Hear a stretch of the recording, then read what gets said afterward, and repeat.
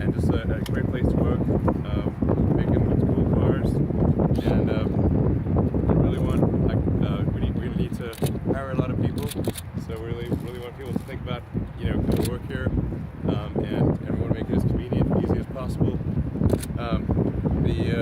We're actually going to have a train station that comes all the way from Berlin and stops right by the entrance. In fact, maybe I think 2 train stations.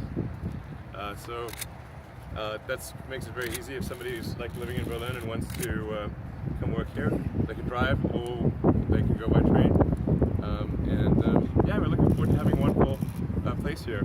I think the 2 main contractors, Bogle and Goldbeck, have done great work. In fact, you see how quickly the progress has been going. It's been excellent progress, and this is using technology of prefabrication.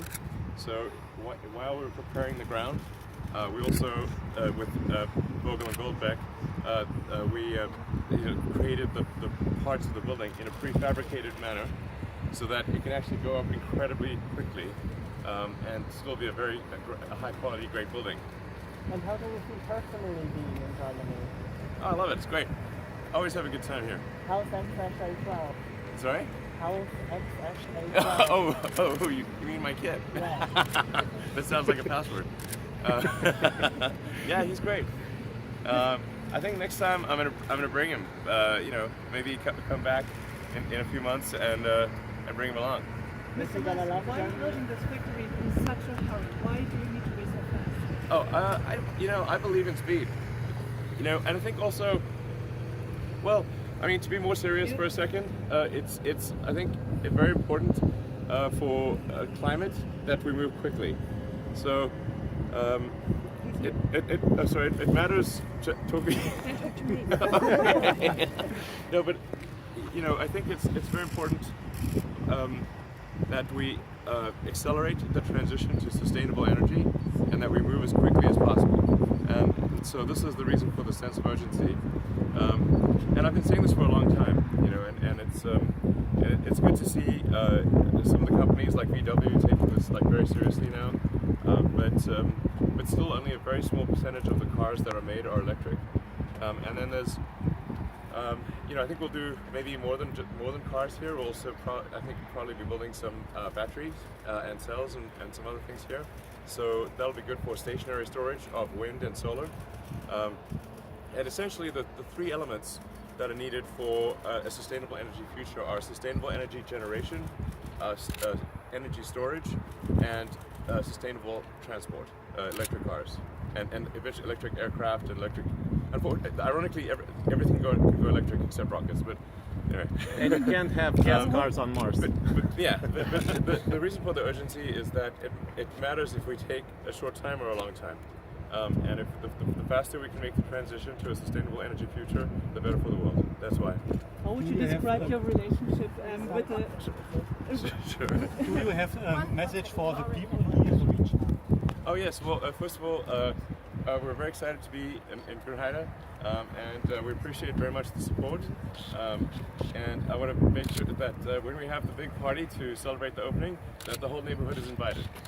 Okay. Yes, everyone's invited. We'll start the party early, and so if you want to have an early party, go, and then it'll go late, and then we'll have I don't know, sort of a rave thing at the end, some cool techno or something. But it'll be ranged from from family event to late night. I think a rave cave is culturally necessary. It is. Totally. It's cool. Totally. What are you doing here today? I came here to just see the progress in person, and I was actually meaning to come sooner, but of course, pandemic. So I was meaning to come here 3-4 months ago, but I'll be here quite frequently, and the new airport I understand is finally opening. This will be conveniently located. You had a hand on this? No, I mean, maybe we set a good example. I don't know. Okay. How long will you be staying? Sorry? How long will you be staying? I'm with you. I'm heading out late tonight. Oh. So I've been from the beginning of the week till now. So it's been about four days or so. But it's been great. I love Germany. It's great. And I'm just very impressed with the level of talent and capability, engineering skill, and it's like, you know, I feel like this is a really ideal place to have our first factory in Europe. And you know, we're also going to do more than we'll start off with the factory, but then we're also going to do some original engineering and design work.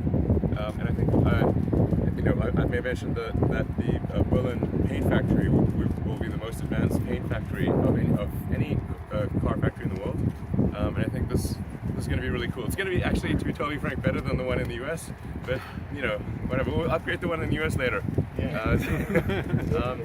So it's a really cool multi-layer paint system, and you know, we're going to have a color lab here, and it's going to be really cool. So you know, it's engineering and design as well as manufacturing.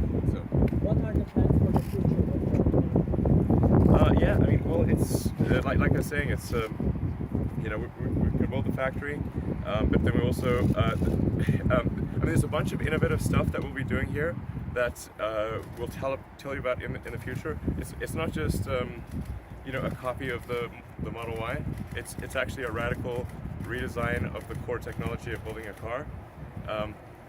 And some of this, when I do Battery Day later in September, I'll talk about what we're going to be doing here in Berlin. But it'll be the first time that there's going to be a transformation in the core structural design of the vehicle. It's quite a big thing.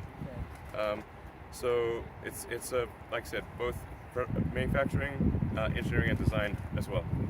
Yeah. Mr. Musk, the main problem here in the region is the water. Okay, sure. Do you know about the water problem in the region? Yeah. I'm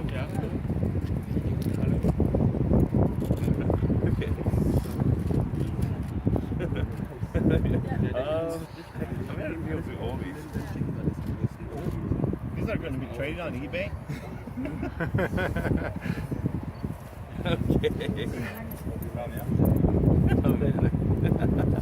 Elon, Yeah. about those 5 minutes I asked about, please. Actually, we would also like I to know came about all the way from environmental you know where. issues, like did you hear about the water issues we're having in Hamburg? Did you hear about this? That there's maybe not enough water? Yeah, I think I was trying to get an understanding of the water challenges, and my understanding is quite complex. Like there's like a lignite mine or something like that that's pumping water that previously was pumping water from this mine, and then that mine was providing water, but now the mine is stopping. Is this making sense? Are you familiar with this? Or? Well, it's not about the mine. Oh, but that's one of the things. Not enough water. Yeah, but the mine was providing water with its pumps or something like that. But I mean, I think fundamentally, we're not in a very dry region. You know, this We're is still suffering from drought, basically, the last 3 years. yeah. But I mean, these trees wouldn't be growing if there was no water. You know, I mean, we're not in the desert. So, but I think like the reality is like the factory is not a very intense consumer of water per square meter. That's, you know, over the course of the year per square meter, it's not a very intense user of water, and we'll recycle as much as humanly possible. And I think this will be, I'm pretty confident it will be the most environmentally friendly factory in the world. That's certainly our goal. And so anything we can do to make it better for the environment, we want to do that, because that's the mission of the company. So if anyone has any advice, we're very open to criticism and advice for what we can do better. So let us know. You know. All right, cool. Thanks. Thanks for coming. Elon. Oh man, I gotta go actually look at the factory.